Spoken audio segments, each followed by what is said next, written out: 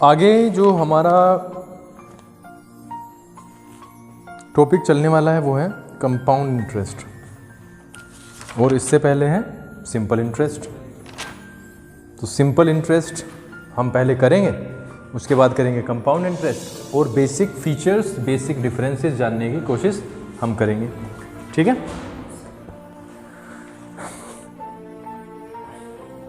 ब्याज एक अमाउंट पर निर्धारित होता है, यानी रेट ऑफ इंटरेस्ट दर होती है ब्याज की, यानी इस स्पीड से आपके ऊपर ब्याज लगता चलेगा।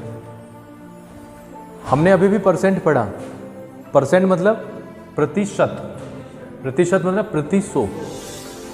अगर मैं कहूँ 3%, तो इसका मतलब है हर 100 रुपये पे 3 रुपये, हर 100 रुपये पे 3 रुपये।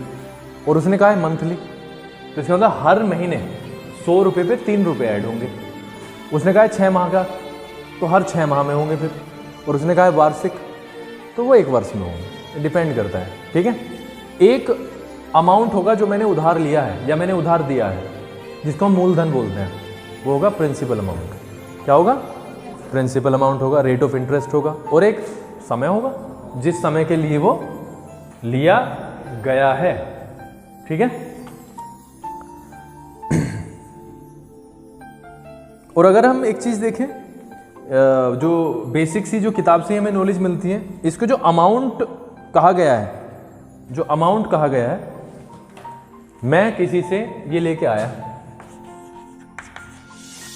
कितने रुपए? 500 रुपये, और उस पर मैंने कितने रुपए दे दिए? 100 रुपये मैंने क्या दिए इंटरेस्ट के, तो ये कितना? 600 रुपये मैंने वापस करे। इसको ही हम क्या बोलते हैं? अमाउंट। यानी अमाउंट जो होता है ना, अगर कहीं पे अमाउंट लिखा हुआ है तो वो क्या होगा? Principal plus interest, principal plus interest, right. Amount दिया गया है, इंटरेस्ट दिया गया है, तो प्रिंसिपल अमाउंट निकाल सकते हो। ठीक है। प्रिंसिपल अमाउंट दिया गया है और अमाउंट दिया गया है, तो इंटरेस्ट निकाला जा सकता है, निकाला जा सकता है या नहीं? इतनी चीजें क्लियर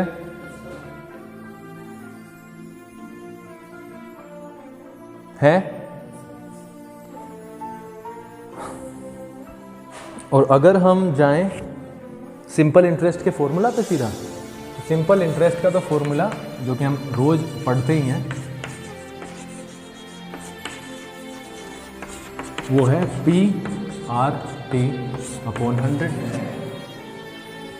PRT अपॉन 100, P से principal amount, rate of interest, T से टाइम, और 100 आएगा ही आएगा। ठीक है। अगर आप एक चीज देखें, यहीं से अगर मैं इसको क्रॉस मल्टीप्लिकेशन हमने सीखा ही है, क्रॉस मल्टीप्लिकेशन हमने सीखा ही है ना, तो यहीं से अगर हम क्रॉस मल्टीप्लाई करते हुए चलें तो हम इससे कुछ डिराइव करते हैं, कुछ लेके आते हैं। ठीक है। ताकि आपको दूसरे फॉर्मूला लगाने की जरूरत ना पड़े। अगर मैं इसे देखूं तो ये इसे अपॉन 1 रख सकता हूँ, simple interest upon 1 equals to PRT upon 100। जब मैं क्रॉस मल्टीप्लाई करता हूँ तो मुझे ऐसा कुछ मिलता है, P into R into T का वैल्यू होता है SI इंटू 100, होता है कि नहीं? तो इससे मैं P का वैल्यू निकाल सकता हूँ। P क्या होगा? SI into 100 upon RT। होगा या नहीं होगा? ये नीचे आ गया। इसी से मैं R भी निकाल सकता हूँ। R क्या होगा? SI into 100 upon PT। ठीक है, P इंटू T। और इससे मैं T भी तो निकाल सकता हूँ, टाइम। टाइम क्या होगा?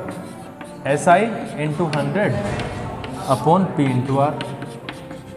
बताओ इसमें कोई प्रॉब्लम हो तो ये चीज़ें आपको रटनी नहीं है, कभी से रटने के चक्कर में लगो, रटनी नहीं है।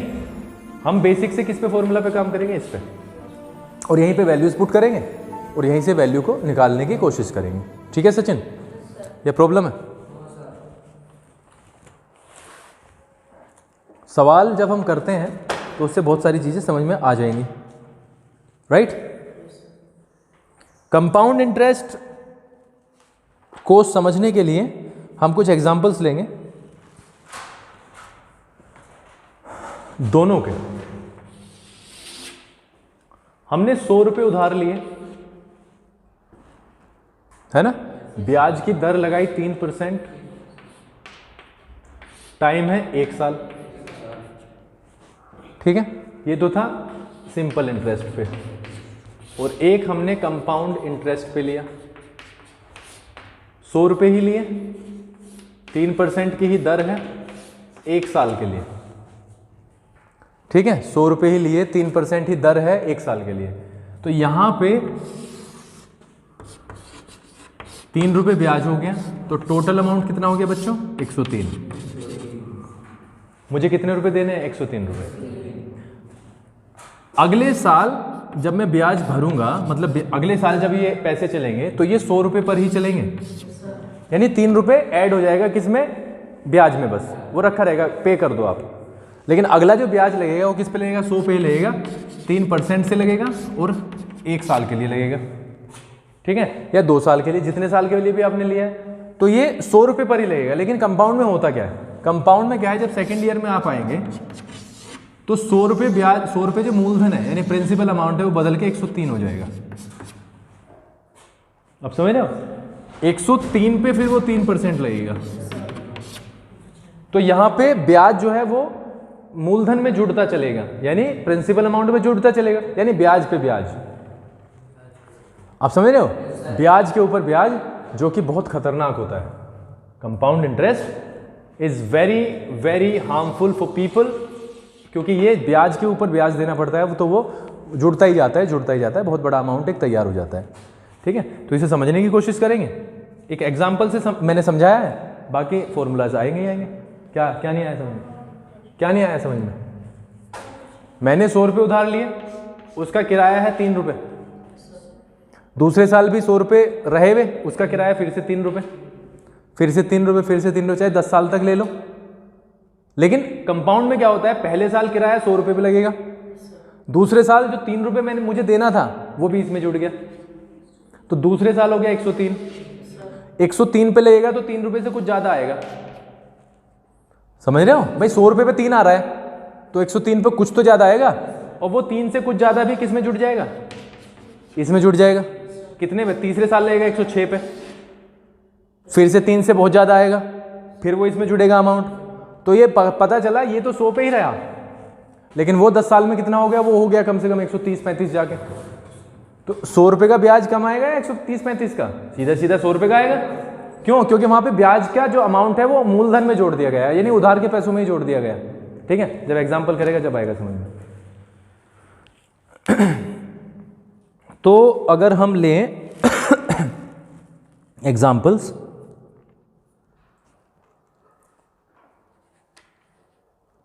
यहाँ पे आपकी किताब में, चलो देखते हैं, करते हैं, फिर आएगा कुछ एग्जाम्पल्स, कुछ फॉर्मूलाज अगर होंगे तो यूज़ कर देंगे, नहीं होंगे तो रहने देंगे।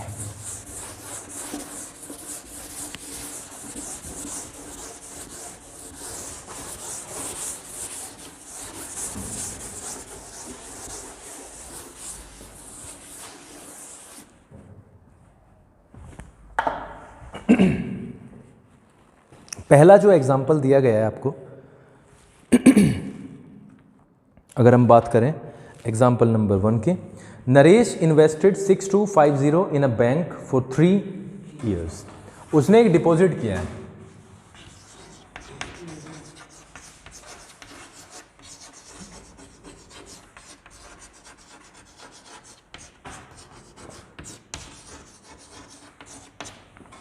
उसने एक डिपॉजिट किया है कितने रुपए का बेटा? 6250 रुपए का। ठीक है, और कितने साल के लिए किया? 3 साल के लिए। At the end of this period he receives 6705 as the amount. समझ रहे हो? What is the interest he received during this period? बिल्कुल सिंपल। इन्वेस्टेड अमाउंट कितना है बच्चों? इन्वेस्टेड अमाउंट, यानी इसको हम क्या बोलेंगे? P। प्रिंसिपल अमाउंट ही तो दिया बैंक को, कितने दिया? 6250 रुपये, ₹6250, यही तो दिए हैं मैंने। रिसीव देखो कितने साल के लिए दिए? 3 साल के लिए दिए। ठीक है, टाइम क्या है? 3 साल। खैर उससे फर्क नहीं पड़ता क्योंकि उसने पूछा भी नहीं है कुछ ज्यादा। अमाउंट उसने क्या रिसीव्ड अमाउंट, बैंक ने उसे कितने रुपए वापस दिए? 6 705 6705। अब देख भाई सचिन 6200 रुपये कहीं पे जमा किए, मिले 6700, तो ब्याज मिला।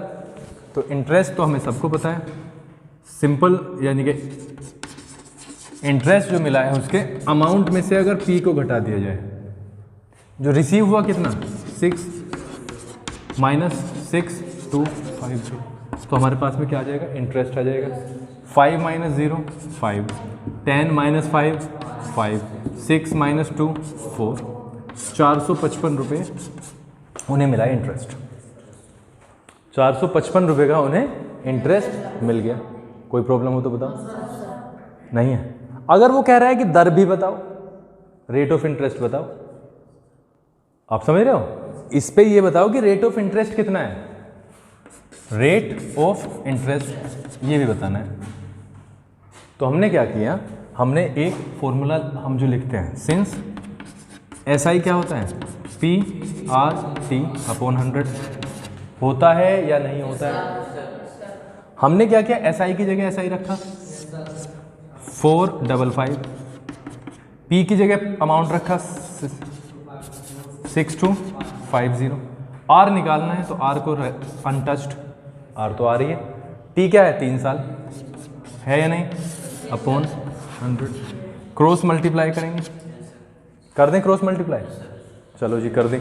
तो ये हो जाएगा बच्चों, अगर मैं क्रॉस मल्टीप्लाई करके 6250 into R into 3 is equal to 455 into 100, और यहाँ से जो R आ जाएगा बच्चों 455 इंटू 100 अपॉन 6250 इंटू 3। ठीक है, ये चीज़ जो गुना में है वो भाग में चली जाएगी। एक जीरो से एक जीरो खत्म हो जाती है, हो गई है। 5 से काटेंगे तो 5 2 ज़ा 10, और ये 5 1 ज़ा 5, 5 2 ज़ा 5 5 ज़ा। ठीक है जी, इतनी चीज़ें क्लियर हो गई हैं। अगर हम इसे 5 से काटें दोबारा तो 5 दूनी 10, 5 पंजे 25, और ये इतना हो गया। चीज़ें ठीक है, कितना होता है 182, और यहाँ से मुझे कितना मिला 75। जो भी अब आएगा आंसर वो रेट ऑफ इंटरेस्ट है। 182 को जब आप किससे 75 से क्या करोगे, भाग करोगे, 75 दूनी 150, 150 होंगे। 150 के बाद में क्या बचेगा 32, और फिर वो हो जाएगा 0, यानी कि 320, 4 से हो जाएगा 2.4 समथिंग, इतना रेट ऑफ इंटरेस्ट उसने लगाया होगा। ठीक है, तो ये रेट ऑफ इंटरेस्ट निकालने का तरीका आपका हो जाएगा। अगला सवाल है, अशोक टू का लोन, कितने रुपए का लोन लिया है, 8250 रुपये का। He paid 865 rupees as interest along with principal after 2 years, what amount did Vasudev receive. Vasudev ने किसको लोन दिया था, अशोक को, 8250 रुपये का। 865 रुपये उसने इंटरेस्ट पे किया, तो बताओ कितने वापस किए। 850 रुपये तो उसने उधार ही लिए थे, 8250 रुपये, 8250। केशव कहाँ ध्यान है, किताब पे ध्यान ही नहीं दे रहा, तुझे पता ही नहीं है कि किताब है कहाँ तेरी। हाँ तो वहाँ पे भी तो ध्यान रखो, मेरे पास है तो इसका मतलब ये थोड़ी है कि तुम क्लास में ध्यान नहीं रखोगे बिल्कुल भी। बड़े अजीब इंसान। 8250 रुपये का लोन लिया था और प्लस 865 रुपये ब्याज के दे दिए, तो टोटल अमाउंट सीधा हो जाएगा प्रिंसिपल अमाउंट प्लस इंटरेस्ट। ठीक है, find the interest on 800 rupees. क्या बताना है, इंटरेस्ट बताना है, किस पर, 800 रुपये को।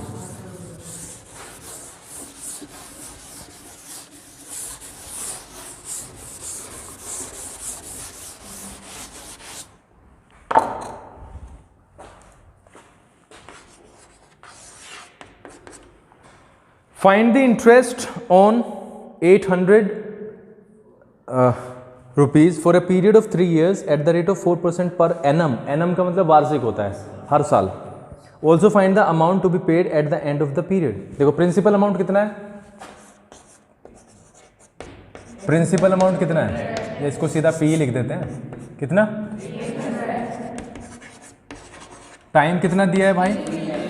3 years। और रेट ऑफ इंटरेस्ट कितना है? 4%। तो सिंपल इंटरेस्ट निकलवा रहा है आपसे, निकाल लो PRT। SI क्या हो जाएगा?